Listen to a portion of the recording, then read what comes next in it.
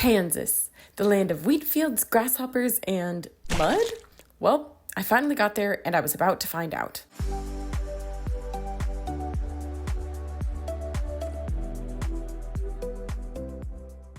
Believe it or not, driving into Kansas was something highly anticipated for me ever since I'd left Raleigh. I'd grown tired of the abundance of trees on the East Coast, and I'd never really been somewhere completely flat before. I couldn't wait till I got to a state where I could look around and see a landscape that was completely foreign to me. And this was it. I was certainly not in Raleigh anymore. It was the first time on my trip that I felt like I'd finally made it far enough away from home. I was halfway across the country, so there really was no turning back now. I drove across the entire state of Kansas till I reached the very southwestern corner. This cross-state trip was incredible. I remember stepping out of my car into the wind and looking 360 degrees around me and only being able to see wheat.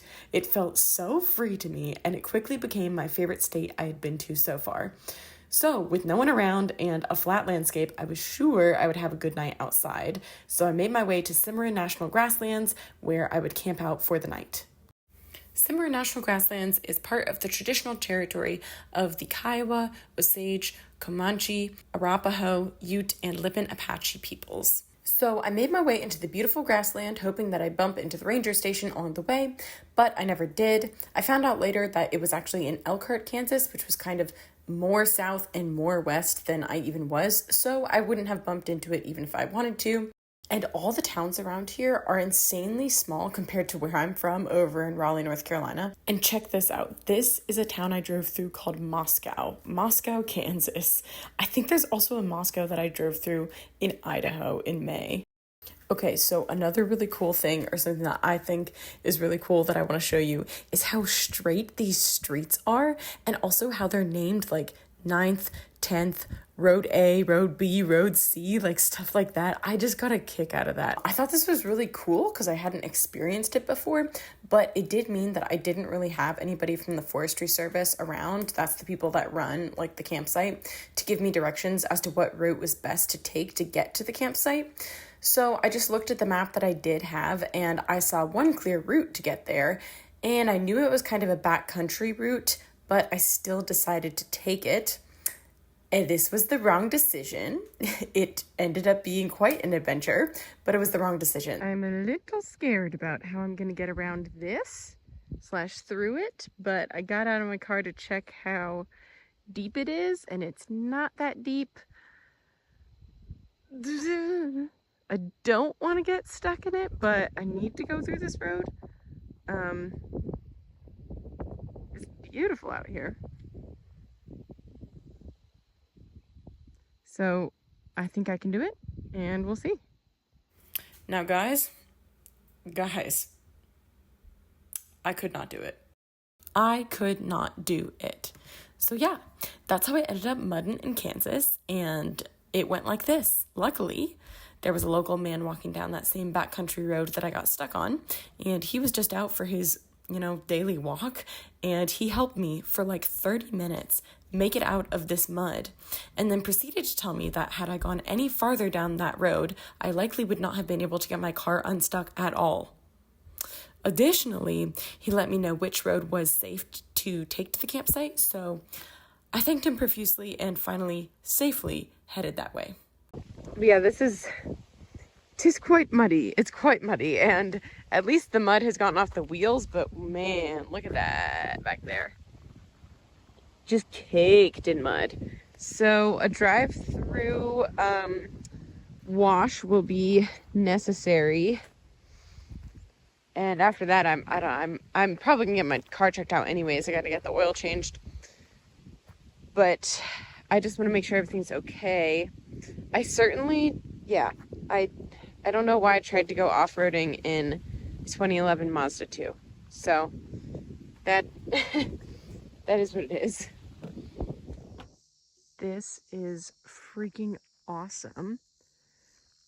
I'm so excited to stay at like a campsite that I don't have to walk 5 miles to and back from.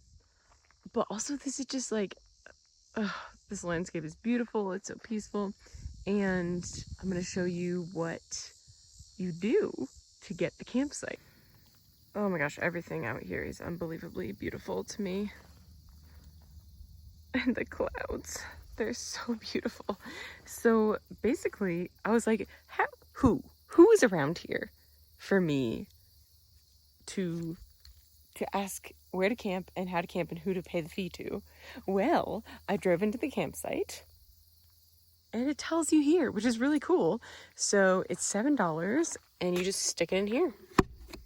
And that's here. That's it. There was somebody who was fishing over here at the other pond. And I'm at campsite 6 tonight. Oh my gosh, there's water. Oh my gosh, look at that. Yes. That's amazing. I needed water anyways. That's going to be so good. This is awesome. I've had such a good day. I just realized how much trash is like in the fire pit. There's trash can right there. Hopefully it won't get too dark. This is great lighting right now, I think. I still don't know anything about cameras, so I set it up and we'll see. It's unbelievable how many bugs there are out here. We're gonna really hope that I dried out all of my gear well enough the other night, and I kind of just want to set up right here. Oh my gosh, I just realized the stars are gonna be incredible. Part of the thing of being out here is I'm like, I know I'm gonna make this into some form of content, so I'm always like aware of what should I be recording, but it's a hard question because like this is awesome and you can't see exactly what I'm seeing. Some of it I get really good footage of because the lighting happens to be great and I happen to be like near or far enough from whatever I'm trying to film that it looks like how my eyes are seeing it now. But when I just tried to take a picture of like the sunset over here on these like flowers of which I don't know what they are, you can't see all of the landscape around me, which I'm not saying to try to be like, I'm not showing you anything. It's more so like my own kind of turmoil inside of like, how much do I try to take really good pictures of to show? And how much do I just stay here and listen and be by myself, which I want to do as well. And I have been doing a lot of that, especially because I didn't get out the camera till the third night that I was outside, really, or actually the second night, but you're probably not going to see that footage because it was all in the dark. I'm gonna make dinner. I did not really prepare for my dinner tonight, so I'm gonna kind of hodgepodge together what I have, which is beans, and I have some cheddar cheese and tortillas. So I'm gonna make that. I have plenty of spices with me. Don't you worry, it's gonna be great. Well, I know I want my head this way. I always know exactly the way I want my head. I don't know why. There's probably some kind of psychology behind that. Okay, so right now you're enjoying another video of me sped up, putting up my tent. But of course, this time it's not completely in the dark, which is good. But I feel like these videos of me setting up my tent are me being like, look mom, like look how good I can build my tent. Like on the 5th night I'm doing this. I'm such a pro. But like, look at this. This is how good I can set up my tent. Like, I really thought I was doing something here. I was like, wow, this will be a tutorial for other people on how to set up this tent. But like, no, Kristen, it's just B-roll, hun. It's just gonna be B-roll, and that's okay. Hey! Yes! Success! After setting up my things, I made my dinner, like I talked about earlier, but then I got worried that a storm was coming in because I saw this lightning way off in the distance, but it turns out there was no storm. I was totally fine. I think it's just that effect that happens in Kansas and like anywhere really flat that like, since you can see so far into the distance, if there's a thunderstorm, even miles and miles and miles and miles away from you, you can still see the flashes of lightning way off in the distance. So the stars were indeed incredible this night, and the moon was so bright. I woke up to it in the middle of the night thinking that it was the morning because I thought it was the sun, but it was only 2:30 a.m. This is the best night I've ever spent outside. The lack of light pollution and the solitude made this one of the most meaningful experiences I've ever had. It was simply marvelous. My tent tipped over. That's not why I'm out here. The stars were so beautiful that I just decided to sleep on top of the picnic table. So I was cold, but actually in the middle of the night it was pretty warm. It got really windy towards the morning, and so that's when I got really cold. But it's October 4th. I woke up like this. The sun's over there. It was a fantastic night. Every night that I stay outside just keeps getting better.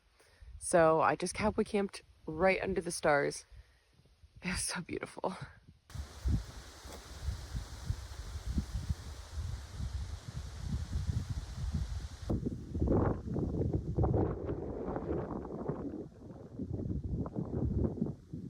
So I packed up since it's windy. Last night I ran over before it got super dark to get to fill up my water, and because there's like a pump over there, and then this morning there's literally one right here. But yeah, I packed up, and because it's just so windy and I want to get a little bit away from the wind. I'm not sure how well I'm gonna be able to do that, but I'll drive for like an hour or so and then step outside the car and see how it's feeling, and I'll be able to make some food. And because I mean, I feel like my stove, it would just go right out right now, and I don't have a wind cover for it.